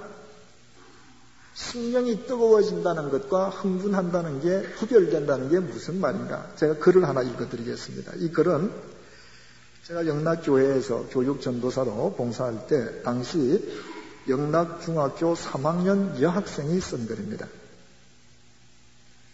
버려도 전혀 아까운 생각이 들지 않을 정도로 낡고 찌그러진 아빠의 신발을 볼 때마다 나는 견딜 수 없이 우울하고 슬프기만 했습니다. 내가 이런 비참한 마음을 갖기 시작한 것은 아빠가 실직한 이후부터였습니다. 아빠의 실직 이유를 나는 아직도 알지 못하지만 아빠는 그 일로 몹시 괴로워하셨습니다. 가끔 주무시다가도 몸을 부르르 떠시던 모습은 마치 활동사진처럼 내 기억 속에 생생합니다. 실직하신 지 3개월쯤 되었을 때 아빠는 어느 회사의 신입사원으로 새로 입사하셨습니다. 그러나 예전 회사와는 전혀 다른 업종의 회사였는지라 아빠에게는 여러모로 어려움이 많았었나 봅니다. 입사하신 지 1개월이 조금 지나 아빠는 다른 사람들이 꺼려하는 출장 근무를 자원하셨고 회사의 허락을 받은 아버지는 그 후 늘 출장만 다니시게 되었습니다. 처음에는 3, 4일씩이었던 출장이 조금 지나서는 1, 2주씩으로 늘어났고 요즘에 와서는 한 달에 한 번씩만 겨우 집에 들어오십니다. 아빠가 출장을 다녀오실 때마다 아빠의 구두는 검정색인지 황토색인지 분간하기가 어려울 정도였습니다. 아빠는 어딘지는 알 수 없으나 거의 매일을 걸어 다니심이 분명했습니다. 그나마 그 구두도 그리 오래 가지는 못했습니다. 본래 낡았던 구두가 어느샌가 뒷굽도 다 낡고 앞으로는 입을 벌리고 있었던 것입니다. 아빠는 그 낡은 구두를 몇 번이나 수선했지만 끝내 더 이상 수선조차 불가능하게 되었을 때 아빠는 가장 값싼 운동화를 사 신으셨습니다. 우리 남매를 키우시느라 구두를 살 형편이 되지 못했던 것입니다. 그 운동화 역시 한 번 출장을 다녀오시자 금방 낡은 신이 되고 말았습니다. 아빠의 그 신발을 볼 때마다 나는 가슴이 아파 견딜 수가 없었습니다. 그래서 다가오는 아빠 생신 때에는 반드시 구두를 선물해 드리리라 다짐을 했습니다. 용돈을 따로 받아 모을 형편이 아니었기 때문에 학교 오갈 때 버스 타는 대신 걸어 다니기 시작했습니다. 몇 주 지나지 않아 금세 2,000원이 모였습니다. 몸은 피곤했지만 마음은 한없이 기뻤습니다. 그리고 몇 달이 지난 어느 토요일 오후였습니다. 소복이 쌓인 은행잎들을 밟으며 중앙청 앞길을 걸어 집으로 향해 가던 중 저 앞에 웬 키 작은 남학생 한 명이 낙엽을 터벅터벅 밟으며 힘없이 걸어가는 모습이 보였습니다. 바로 중학교 1학년인 남동생이었습니다. 내가 빠른 걸음으로 다가가 동생의 팔을 잡으면서 말했습니다. 너 왜 자꾸 누나 말 안 듣니? 넌 아직 어려서 걸어다니면 피곤해 성적 떨어지니까 반드시 버스 타고 다니라고 했잖니. 동생이 퉁명스럽게 말했습니다. 그럼 난 아빠 구두값을 어떻게 모아란 말이야? 나는 동생에게 애원하듯 말했습니다. 누나가 다 모을 테니까 넌 걱정하지 말라고 누나가 몇 번이나 말했니? 갑자기 동생이 표정을 바꾸면서 물었습니다. 누난 얼마나 모았어? 7,500원이란 나의 대답을 들은 동생이 흥분한 목소리로 말했습니다. 그럼 내가 모은 것과 합치면 웬만한 구두 살 수 있겠다. 누나, 나 그동안 2,000원 모았어. 나 잘했지? 나는 동생이 너무나 대견스러워 하마터면 대로변에서 울음을 터뜨릴 뻔했습니다. 일주일이 지난 그 다음 토요일, 동생과 나는 남대문 시장에서 10,000원짜리 구두를 샀습니다. 그리고 예쁘게 포장한 다음 며칠 남지 않은 아빠의 생신일을 기다렸습니다. 아빠가 그날만큼은 꼭 집에 오시기를 간절히 바라면서 말입니다. 마침내 아빠의 생신일이 되었습니다. 학교에서 돌아오니 먼저 온 동생이 풀이 죽어 있었습니다. 너 왜 그러니? 어디 아프니? 아빠가 오늘 못 오신대. 그러니까 구두를 드릴 수가 없잖아. 동생의 눈에서 눈물이 흐르고 있었습니다. 다 낡아빠진 싸구려 운동화를 신고 지금도 어느 도시 어느 길 위엔가를 걷고 계실 아빠를 생각하자 어느새 내 눈에도 뜨거운 이슬이 한 방울씩 맺히고 있었습니다. 그러나 그것은 아쉬움의 눈물이었을 뿐 더 이상 슬픔의 눈물은 아니었습니다. 우리에게는 아빠께 드릴 새 구두가 있었기 때문입니다. 여러분, 제가 제네바를 갈 때에 제 아이들이 약속을 합니다. 난 아빠에게 일주일에 한 번씩 편지 쓸 거야. 아니야, 나는 매일 할 거야. 지키지 않습니다. 아이들 얼마든지 감정으로 얼마든지 결심할 수 있습니다. 얼마든지 약속할 수 있습니다. 여러분들 자식들 다 마찬가지일 거예요. 여러분들도 여러분 부모에게 그랬을 것입니다. 그러나 이 중학교 3학년과 1학년은 아버지의 구두를 사드리기 위해서 버스를 타고 다녀야 되겠다고 결심한 뒤에 몇 달 동안 실천했습니다. 왜 이 아이인들 떡볶이가 먹고 싶지 않습니까? 왜 만화가게 앞을 지날 때 만화를 보고 싶지 않습니까? 왜 몸이 피곤할 때 버스를 타고 싶지 않습니까? 어떻게 몇 달을 걸어 다닐 수 있습니까? 이성을 동원했기 때문입니다. 여러분, 이 글을 읽을 때에 여러분들 감동이 되지요? 그런데 흥분됩니까? 아닙니다. 여러분들의 심령이 뜨거워지지요? 이 어린 아이들이 자신의 아빠를 위해서 이렇게 사는데 나는 하나님을 위해서 무엇을 하는가? 뜨거워지지요? 이성이 멈춥니까? 아닙니다. 여러분의 이성이 지금 말할 수 없는 응답을 하고 있을 것입니다. 결단하게 될 것입니다. 이것이 이성적인 신앙입니다. 이것이 심령이 뜨거워지는 것입니다. 이것이 흥분과 구별되는 것입니다. 예수 그리스도께서 겟세마네 동산에서 땀에 피가 맺히기까지 이 잔을 내게서 물러가게 해주소서 외칠 때에 그것은 예수 그리스도의 파토스였습니다. 감성이었습니다. 그러나 아버지의 뜻대로 하십시오. 그것은 그분의 로고스, 이성이었습니다. 그리고 그분의 이성적 신앙이 감성을 눌렀습니다. 그리고 그분은 그리스도가 되셨습니다. 하나님을 비전으로 삼는 자는 마지막으로 결과를 보고 싶은 유혹에서 벗어나야 합니다. 반드시 결과를 보고자 하는 것은 경제 원리입니다. 그것은 업적주의입니다. 많은 정치인들이, 한국의 대통령들이 자신의 재임 기간에 한 모든 결과를 보려다가 실패합니다. 그리스도인들도 똑같습니다. 내가 행한 일의 결과를 내가 보려 하면 우리는 절대 정도를 걷지 못합니다. 수단과 방법을 가리지 말아야 합니다. 그리스도인들은 영원히 사는 사람들입니다. 내가 지금 주님을 위해서 일하는 이 일의 결과를 내 생애에 볼 수 없을 수 있습니다. 그러나 영원 속에서 주님과 더불어 보는 것입니다. 여러분 생각을 해보십시오. 만약에 사도 바울이 자신이 행하는 일의 결과를 보기를 원했더라면 어떻게 참수형을 당할 수 있었겠습니까? 그때까지 그가 로마에서 한 것이라고는 아무것도 없습니다. 감옥에 있는 사람들에게 복음을 전한 것 외에 무슨 가시적인 결과가 있습니까? 경제 원리로 본다면 그는 철저하게 실패한 사람입니다. 그러나 그는 철저하게 결과로부터 자유하는 자였기 때문에 하나님의 비전을 위하여 그 자신을 내어놓을 수 있었습니다. 그리고 그가 이 땅을 떠난 지 300년이 지나서 하나님께서 자신이 뿌린 씨앗을 통하여 당신의 비전을 이루는 것을 바울은 하나님의 품 속에서 확인할 수 있었습니다. 요셉 같은 경우는 종살이, 옥살이를 하면서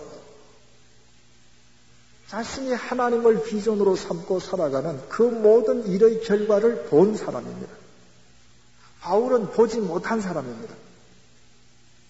어느 경우이든 볼 수도 있고 볼 수도 없지만 결과로부터 자유할 때에만 진정한 하나님의 비전을 이루어드릴 수가 있는 것입니다. 그때에만 정도를 걸을 수 있기 때문입니다. 20세기 초에 일본에서 갓 안수를 받은 나가노라고 하는 젊은 목사가 있었습니다. 이 목사님이 그 당시 일본은 지금도 그렇습니다만 기독교 교인들이 거의 없으니까 내가 어느 곳에 가서 개척을 할 것인가 일본 지도를 펴놓고 기도를 했습니다. 기도하던 도중에 동서남북 사방으로 수십 리에 걸쳐서 단 한 명의 교인도 없는 지역을 찾고 보니 북쪽 가나사와라고 하는 지역이었습니다. 그 지역에서 이 젊은 청년 목사가 텐트를 치고 개척교회를 시작했습니다. 자신의 아내와 아이 둘을 놓고 창립 예배를 드렸습니다. 한 달이 지나고 두 달이 지났는데 교인이 오지 않습니다. 세 달이 지나고 6개월이 지났습니다. 여러분들 같으면 어떠시겠습니까? 기도할 때는 열심히 믿습니다고 하지만 6개월 동안 오지 않으면 하나님 뜻 아니네 옮기면 그만입니다. 그런데 나가노 목사는 그 자리를 옮기지 않았습니다.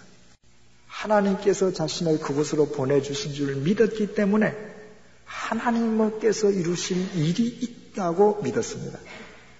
그 자리를 몇 년을 지켰는가? 무려 5년을 지켰습니다. 아내와 아이만을 두고서요. 5년째 되던 해 어느 수요일 저녁에 장막의 커튼을 제치고 첫 번째 교인이 들어왔습니다. 청년이었습니다. 이 나가노 목사가 얼마나 감격했겠습니까? 우리 눈에 선하지 않습니까? 5년 동안 그 어떤 설교보다도 열정적으로 설교를 했습니다. 설교가 끝난 뒤에 그 첫 번째 교인인 청년을 데리고 식탁에서 저녁을 먹었습니다. 식사 도중에 이 청년이 윽 하더니 피를 쏟았습니다. 폐병 환자입니다. 각혈을 한 것입니다. 나가노 목사가 순간적으로 속에서 갈등이 일었습니다. 이런 괘씸한 사람이 있나? 이 사람을 지금 쫓아야 되나? 아니면 내가 이 핏덩이를 쓸어내고 계속 밥을 먹을 것인가? 주님의 음성이 들렸습니다. 주님께서 내게 처음 보내주신 사람인데 나가노 목사가 자기 손으로 핏덩이를 치웠습니다.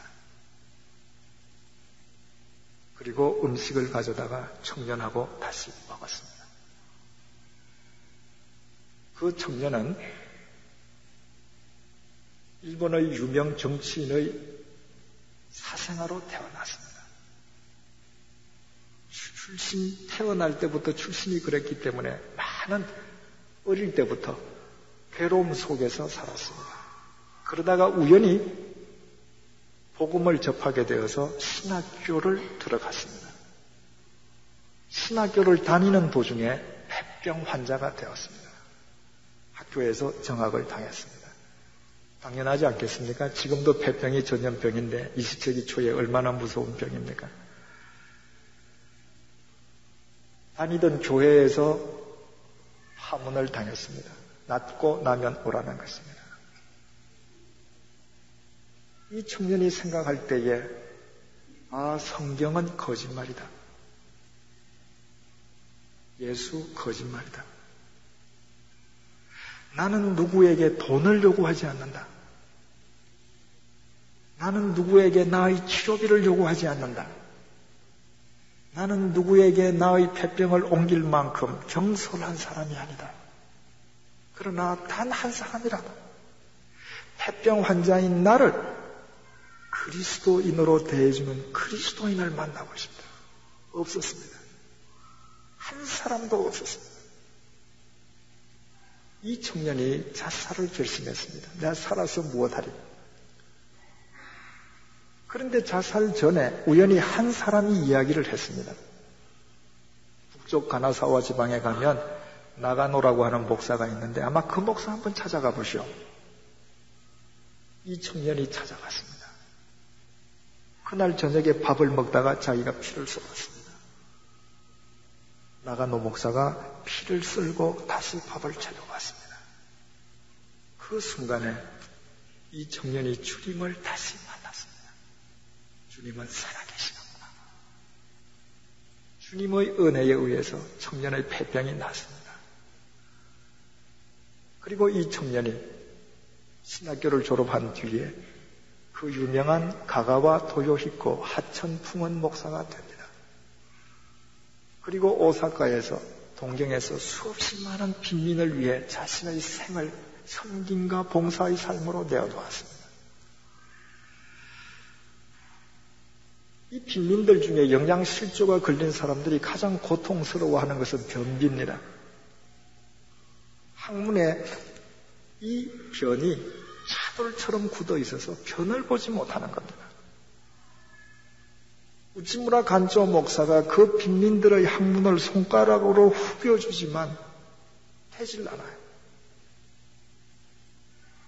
우찌무라 간조 목사님이 그 거지처럼 더러운 빈민의 학문에 자신의 입을 가져다 대고 침으로 차돌같이 굳어있는 똥을 녹여서 빨아내었습니다.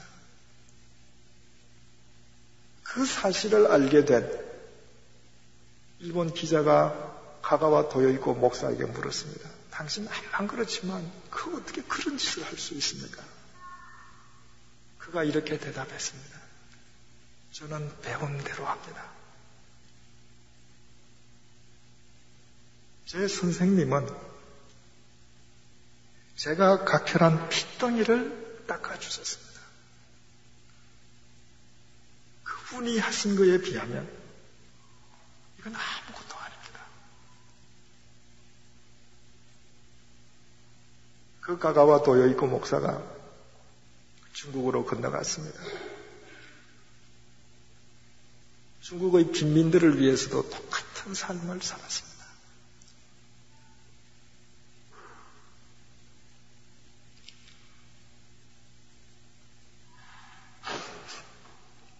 죄송합니다.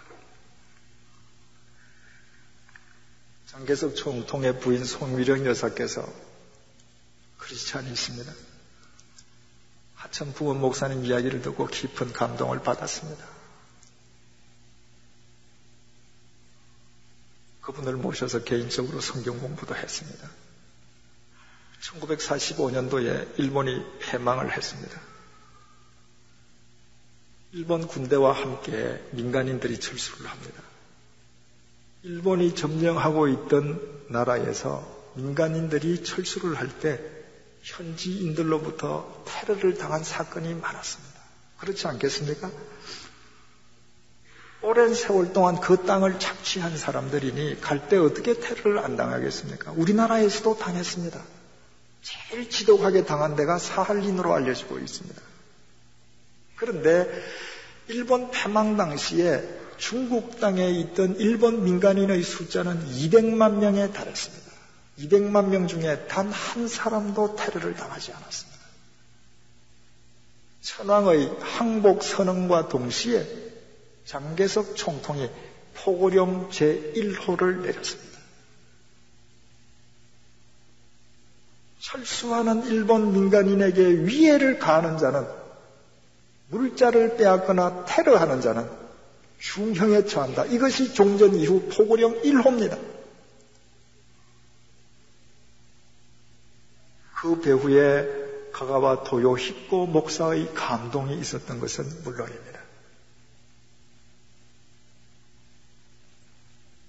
여러분,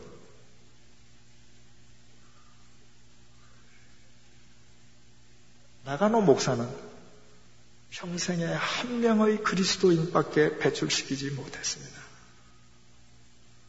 경제 논리로 보면 실패한 목사입니다. 그렇습니까? 그렇지 않습니다. 나가노 목사가 없었더라면 가가와 도요이코 목사는 없습니다. 가가와 도요이코 목사가 빈민들의 학문을 빨아줄 때 그 심중에는 나가노 목사도 함께 있는 것입니다. 가가와 도요이코 목사가 중국 빈민을 위해서 자신의 생애를 내어 바칠 때 그 속에는 나가노 목사도 함께 있는 것입니다. 그래서 미우라 야코 여사는 가가와 도요히코 목사도 위대하지만 그 한 사람을 배출한 나가노 목사가 더 위대하다고 쓰고 있습니다. 여러분, 나가노 목사는 어떤 사람입니까? 그야말로 하나님을 비전으로 삼은 사람입니다. 자기에게 주어진 삶의 현장의 중요성을 알은 사람입니다. 그는 자신의 장막을 거두지 않았습니다. 바로 오늘은 내일을 위한 예비라는 사실을 알았습니다. 그래서 5년 동안 그 자리를 지켰습니다. 그는 끊임없이 자기 세계를 확장하는 사람이었습니다. 그는 폐병 환자로서 각혈하는 자까지 수용할 정도로 큰 진설병을 지니고 있던 사람입니다. 그는 이성적인 신앙의 소유자였습니다. 그가 감성만을 가진 신앙의 소유자였다면 5년 동안 수십 번 텐트를 옮겼을 것입니다. 그러나 이성으로, 의지적 결단으로 하나님을 위해 그 자리를 지켰습니다. 그는 결코 결과를 보고 싶은 유혹에 빠지지 않았습니다.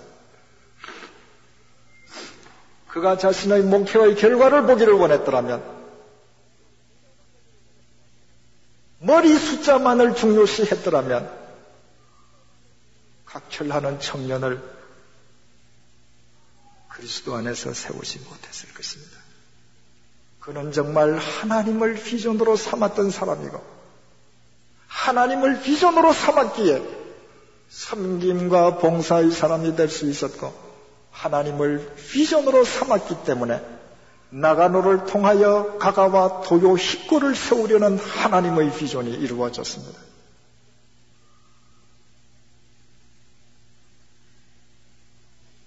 한 가지 이야기만 더 드리고 끝을 내겠습니다.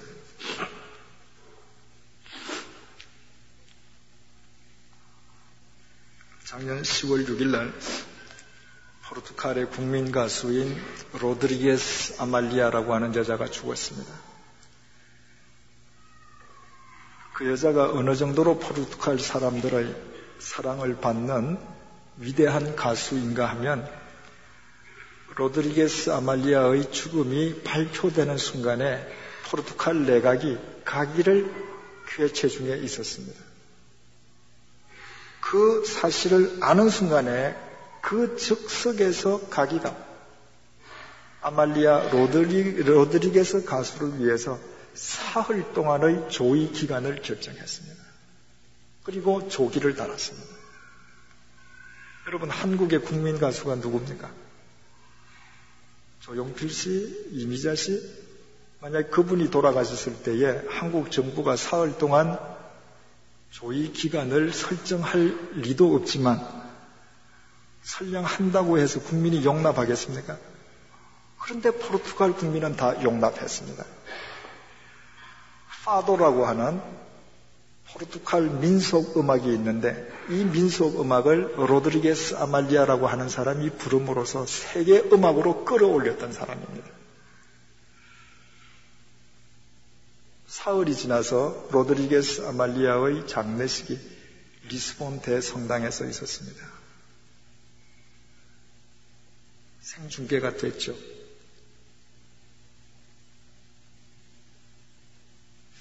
신부님의 장례 미사 직전이 다 끝났습니다. 바로 제단 앞에 있던 로드리게스 아말리아의 관을 6명의 운구위원이 좌우에 3명씩 서서 어깨에 메었습니다. 그리고 성당 정문을 향해서 막 운구 행렬이 움직이기 시작했을 때 전혀 뜻밖의 장면이 연출되었습니다. 그 리스본 대성당 안에 있는 가득 채우고 있던 모든 조문객들이 로드리게스 아말리아의 관을 향해서 박수를 치는 거예요. 그 운구위원들이 그 긴 대성당의 복도를 걸어 나갈 때까지 참 오랜 시간이 걸렸는데 그 박수가 계속 성당을 가득 채우는 것입니다. 운구위원의 행렬이 바로 저 문 앞에 다가섰을 때에 카메라가 바뀌었습니다. 성당 밖에 있는 카메라가 이제 성당 정문을 비추는 겁니다. 정문이 열렸습니다. 운구위원이 아말리아의 관을 메고 성당 밖으로 모습을 나타내었습니다. 성당 안으로 들어가지 못하고 그 성당 광장을 메우고 있던 모든 시민들이 똑같이 박수를 쳤습니다. 그 관을 연구차에 실었습니다. 그리고 포르투갈 전통 복장을 한 기마병이 호위를 하고 이제 장지로 가는 겁니다. 그런데 그 리스본 대성당에서부터 그 신장로 양가에 계속 줄을 이어서 리스본 시민이 인산인해를 이루고 있었습니다. 그리고 이 장의차가 자기 앞을 지나갈 때 모든 시민들이 박수를 치는 거예요. 여러분, 목사는 장례식을 많이 집전하지 않습니까? 저도 참 많은 장례식을 침례했습니다. 또 많은 장례식을 가 보았습니다. 세계에서 유명한 사람들의 장례식은 꼭 제가 TV를 통해서, 필름을 통해서 반드시 봤습니다. 왜냐하면 장례식에는 많은 교훈이 있거든요. 그런데 저는 어떤 장례식이든 죽은 사람의 관을 향해서 박수를 쳐주는 것을 처음 봤습니다. 제가 포르투갈 사람에게 일부러 전화를 해서 물었습니다. 저렇게 당신네들이 박수를 쳤는데 어떻게 포르투갈은 본래 죽은 사람에게 박수를 치는 것이 관습입니까? 아니라고 그랬습니다. 그런데 어떻게 모두 다 약속이나 한 것처럼 그렇게 박수를 칩니까? 그분의 대답이 워낙 포르투갈 국민이 아말리아를 사랑했기 때문에, 그의 살아온 인생길을 사랑했기 때문에 아무 약속 없이 이심전심으로 다 박수를 쳤다는 거예요. 여러분, 저는 그 모습을 보면서 아말리아 로드리게스가 얼마나 신실한 신자였는지는 모르겠습니다. 그러나 저 장례식이야말로 정말 신앙적이다, 성경적이다. 우리가 이 땅에 태어나서 하나님을 비전으로 삼고 진리를 위해서 우리의 생을 바쳐 열심히 살다가 내 인생이 끝나는 날, 천국을 향해서 들어가는 날을 향해서 살아남은 사람들이 박수로 환송을 해준다는 것은 이건 얼마나 아름다운 신앙 행위요 승리인가. 제가 그날 밤에 서울에 있는 제 아이들에게 글을 써서 보내었습니다. 사랑하는 아들들아, 아빠와 엄마는 하나님께서 맡기신 삶의 몫을 위해 앞으로도 최선을 다할 거야. 아빠와 엄마가 이 세상을 떠나 천국으로 향하는 날, 너희들이 아빠와 엄마의 삶에 대해 긍지를 느끼며 박수로 환송할 수 있도록 말이야. 너희들 역시 주어진 일에 언제나 최선을 다하려무나 너희들의 마지막 날, 너희들의 자식들도 너희들을 박수로 환송할 수 있게끔 말이야. 사랑하는 여러분, 비전이 없으면 방자해집니다. 망상을 쫓으면 패가 망신합니다. 야망의 노예가 되면 자신도 해치고 남도 해칩니다. 우리는 비전의 사람이 되어야 합니다. 하나님을 비전으로 삼으십시오. 내 삶의 현장에서 그분을 비전으로 삼아 내 앞에 있는 자에게 섬김과 봉사를 행하는 그리스도인이 되십시오. 그때 우리의 생이 다하는 날 남아있는 자들은 우리를 박수로 환송해 줄 것입니다. 아니, 그 순간 하나님께서 박수로 우리를 환영해 주실 것입니다. 기도드리십시다.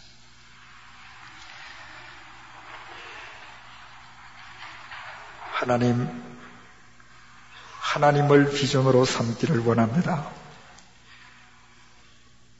바울처럼 하나님을 비전으로 삼기 원합니다. 오늘 한국 교회는 나가노 목사를 요구하고 있음을 알고 있습니다.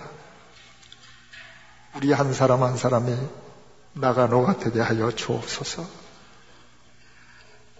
하나님을 비전으로 삼고 일평생 하나님께 내 생을 드리고 살아가다가 우리의 생이 다하는 날 살아남은 사람들의 박수로 환송받으며 이 땅을 떠나가게 하옵소서. 그 순간 하나님의 환영을 받으며 하나님 나라에 입성하는 자들이 되게 도와주옵소서. 그 계기가 오늘 밤부터 시작되게 하여 주옵소서. 예수님의 이름으로 기도드립니다. 아멘.